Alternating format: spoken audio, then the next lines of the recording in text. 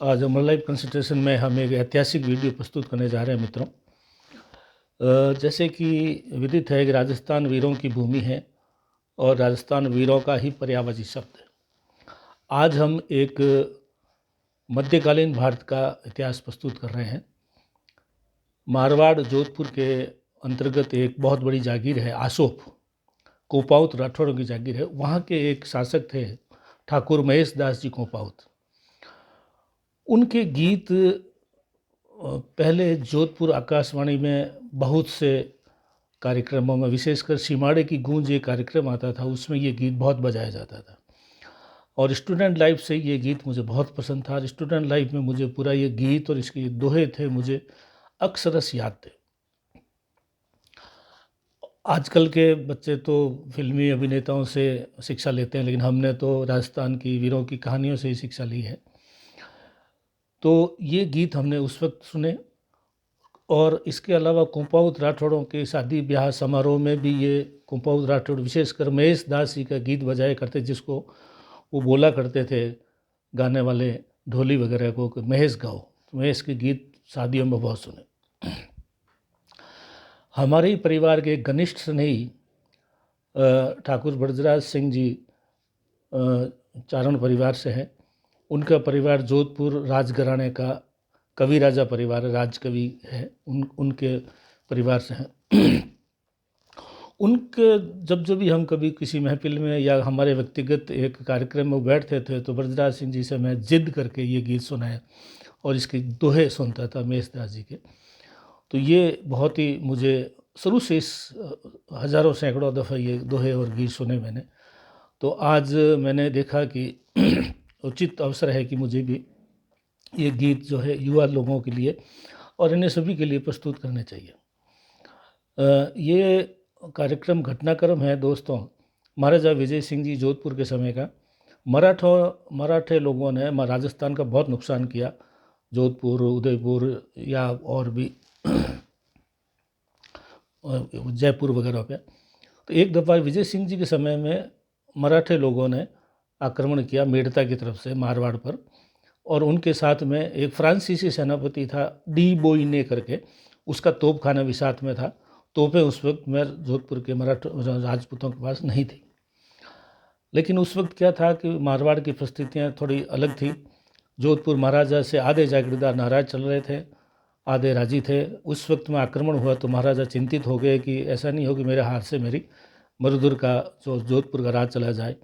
तो सलाहकारों ने सलाह दी कि आप ऐसा कीजिए कि नाराज जागीरदारों को चिट्ठी लिखिए कि वो भी इस युद्ध में शामिल हो। तो उस वक्त में जो चिट्ठियाँ लिखी थी उसके दोहे का रूपांतरण है दोस्तों। महाराजा ने लिखा अशोक ठाकुर महेश दास जी को, दिखणी आयो सज दिला पृथ्वी प्राण पेश, तो बिना कोपा मारी मर्दुर जाय महेश। दूसरा दोहा लिखा, सुख महला नहीं सोवणो भारन झाले शेष, तो वहाँ दलपत हमारे मर्दुर जाय मदेश। इस प्रकार से कुछ दोहे लिखे कि भाई तेरे होते हुए मेरे यहाँ से, मेरे हाथ से मारवाड़ जा रही है। महेश दास जी ने चिट्ठी पढ़ी, वीरता जागी, नाराजगी दूर हुई। उन्होंने पुनः उत्तर दिया, आज्ञा ले ब्रजपाल सु कीनी अर्ज महेश, जीऊँ जब तक जान जो कदे न बढ़सी देश। उन्होंने कहा मेरे रहते मारवाड़ के ऊपर मराठों के द्वारा अतिक्रमण नहीं हो सकता।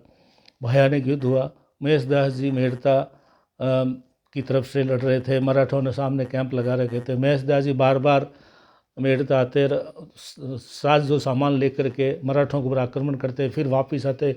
जैसे दूल्हा जो है जो जानी भाषा से मांडे की तरफ जाता है बार बार, जो जिस प्रकार, उसी प्रकार से महेश दास जी बार बार यहाँ से शस्त्र साजो सामान लेके मराठों पर आक्रमण करते थे।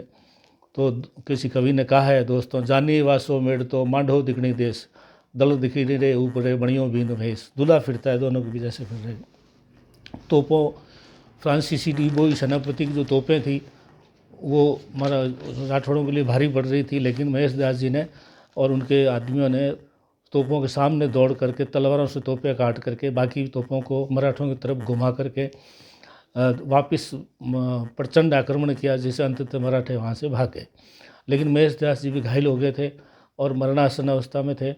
इसी युद्ध में महेश दास जी का भाई भी साथ में था, जगराम। वो युद्ध शुरू होते ही तोपों के धमाकों से डर के भाग गया था। महेश दास जी को लगा कि मेरी मृत्यु निकट है, तो उन्होंने महेश दास जी ने मेड़ता शहर को संबोधित करते हुए एक विचार प्रकट किए, दोहा बोला, महेश कहे सुन मेड़ता साची साग भरेस कुण भिड़सी कुण भागसी देखे जड़ी कैस। महेश कहे सुन मेड़ता साची साग भरेस कुण भिड़सी कुण भागसी देखे जड़ी कैस। हे मेड़ता शहर, अब मैं तो मर रहा हूँ, लेकिन तू साक्षी है, तू आने वाले लोगों, आने वाली जो है संतानों को बताना है कि इस युद्ध में कौन भाग गया था और किसने अंत तक युद्ध लड़ा, तो तू साची साख भरना मेरी तरफ से। इस तरह से उन्होंने युद्ध हुआ, महेश दास जी का प्राणांत हुआ, जोधपुर की जीत हुई। जोधपुर राजा जी ने समस्त वीरों के, उनके परिवार वालों को जागरियाँ वितरण की।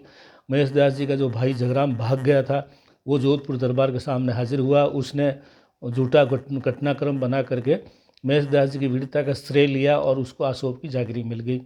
महेश दास जी के परिवार जो है अपने पीर पक्ष में इधर उधर थोड़ी कठिनाइयों में विचरण कर रहा था। एक दफ़े एक चारण कवि मारवाड़ में घूम रहे थे, उनको मालूम पड़ा कि महेश दास जी के जो जिसने असली युद्ध लड़ा था उसके परिवार बहुत परेशान और दुखी है। तो वो चारण कवि जब जोधपुर आए तो जोधपुर दरबार ने कहा कि बताइए मारवाड़ के क्या हाल चाल है। तो चारण कवि ने कहा कि मारवाड़ के हाल बहुत बुरे और ख़राब है। तो राजा ने कहा क्यों भाई? तो उन्होंने कहा कि मर्जो मती महेश जीव राड़ भिचे पग रोक, झगड़े में भागो झगो हण पाई आसो।